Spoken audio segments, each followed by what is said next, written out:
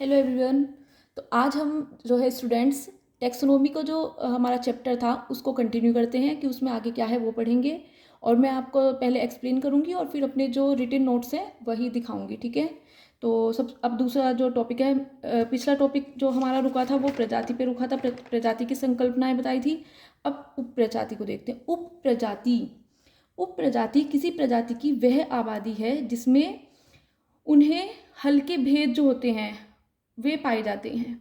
हल्के भेद से क्या मतलब है, जैसे रंग, आकार कि कोई पक्षी कहाँ पे उनका निवासी स्थान है, कोई जीव कहाँ पे रह रहा है, उसका रंग कैसा है, तो वे एक ही प्रजाति से संबंधित होती है।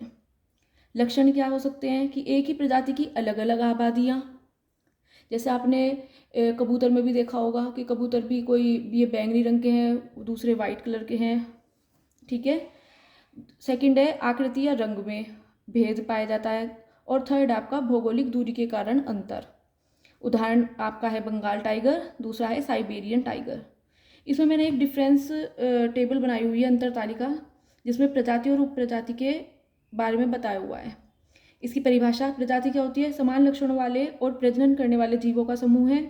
उप प्रजाति क्या है, एक ही प्रजाति की अलग अलग आबादी जिनमें हल्के भेद हों। प्रजनन कैसा होता है इसमें, प्रजाति में तो आपस में सफल प्रजनन संभव है, लेकिन उप प्रजाति में प्रजनन संभव लेकिन सीमित सीमित होता है।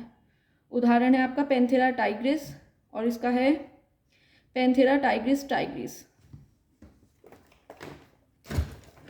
अब हमें क्या मतलब इन दोनों चीज़ों से क्या कंक्लूजन निकला है वो बताते हैं कि वर्गीकरण जीवों की विविधता को समझने का वैज्ञानिक तरीका है। इसमें एक इम्पॉर्टेंट बात है कि जो प्रजाति है, स्पीशीज, वो वर्गीकरण की मूल इकाई है। उप प्रजाति उसी प्रजाति की स्थानीय विविधता को दर्शाती है। अब इसके बाद एक टॉपिक है आपका जो कि मोस्ट इंपॉर्टेंट है, द्विनामपत्ति, जो हम छोटी क्लासेस से पढ़ते आ रहे हैं बायो में। द्विनामपत्ति क्या है, जीवों के नामकरण की वैज्ञानिक विधि द्विनामपत्ति है।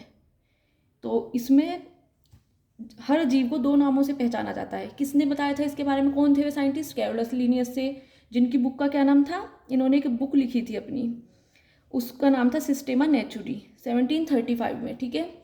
तो इन्होंने जिस तरीके से जीव को दो नामों में डिफरेंस किया, मतलब दो नामों में से पहचाना जा सकता है। नंबर फर्स्ट क्या है, उसका वंश, कि उसका जीनस वो किस श्रेणी का है, किस वंश से है।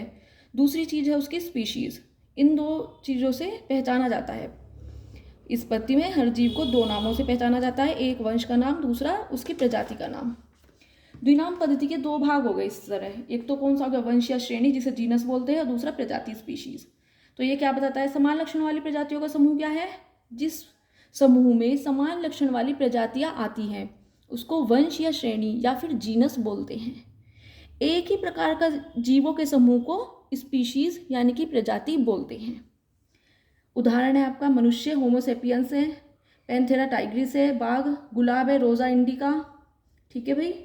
द्विपद नाम पद्धति के नियम जो है वो क्या क्या है, इन नियमों को जो है ICZN ने निर्धारित किया है। ICZN क्या है, international code of zoological nomenclature, कि हर नाम दो शब्दों से मिलकर बनाता है, जिसमें पहला क्या है उसका वंश बताता है और दूसरी उसकी प्रजाति बताता है, वो किस प्रजाति का है।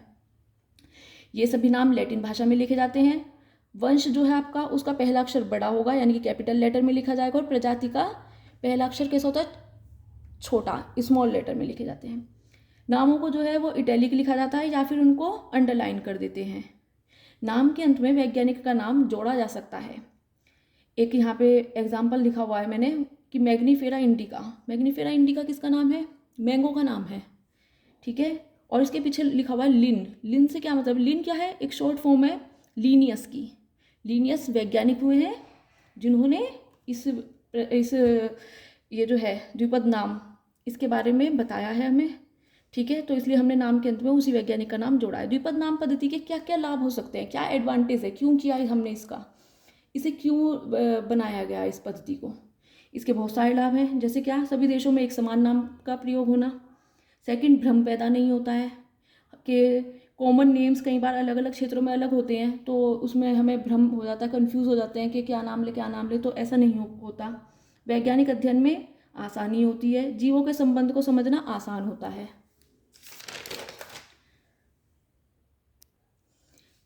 इन शॉर्ट हम कह सकते हैं कि नामों की संख्या क्या है, द्विपद नाम पद्धति की विशेषता क्या है कि दो वंश और प्रजाति।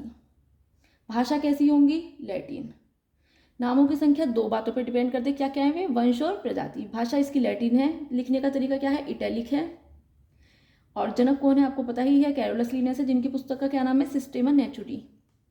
अब कुछ मैंने एमसीक्यूज लिखे हुए हैं जो कि बहुत इंपॉर्टेंट है, एलटी ग्रेड टीजीटी में आए हुए हैं, उनके बारे में आप जो है डिटेल में जितना भी पढ़ा हुआ है डिटेल उससे रिलेटेड है सब क्वेश्चंस, ठीक है। तो मैं आपको अभी अब अपने वो दिखाती हूँ सारे के सारे नोट्स। आप नोट्स से अपना तैयार कीजिए और ये एमसीक्यू भी इसी बेस्ड है। ये देखिए, ये प्रजाति के बारे में है। ये नीचे मैंने अंतर तालिका बनाई हुई है, डिफरेंस टेबल, ठीक है भाई। कोई भी चीज़ अगर आपको क्लियर नहीं है तो प्लीज़ कमेंट मी, आप मुझसे कमेंट करके पूछ सकते हैं। ये जो यहाँ पे लिखा हुआ है, ये मैंने इसको थोड़ा हाईलाइट करने के लिए दूसरा कलर का यूज़ कर दिया था। ये प्रजाति लिखा हुआ है, स्पीशीज़, ठीक है, वर्गीकरण की मूल इकाई है।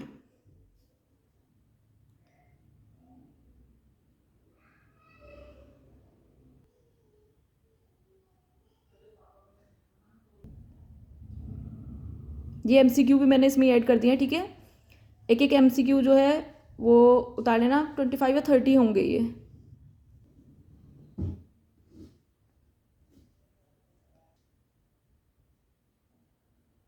ये देखिए आप, लिन किसका संक्षेप है? लीनियस का। तो मैंने ऐसे भी क्वेश्चन थोड़े ऐड किए हुए हैं इसमें। ये जो है भाई बहुत मतलब इम्पॉर्टेंट है ये, कि आरोही क्रम में पूछते हैं। आरोही का मतलब है चढ़ना। आप ये समझिए, चढ़ने का मतलब हम कैसे चढ़ते हैं? सबसे पहले सबसे छोटी सीढ़ी, फिर उससे बड़ी, फिर उससे बड़ी, ऐसे चढ़ते हैं ना।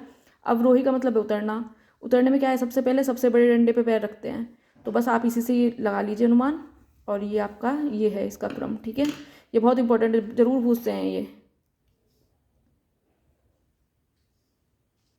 तो थैंक यू, आज के लिए इतना ही।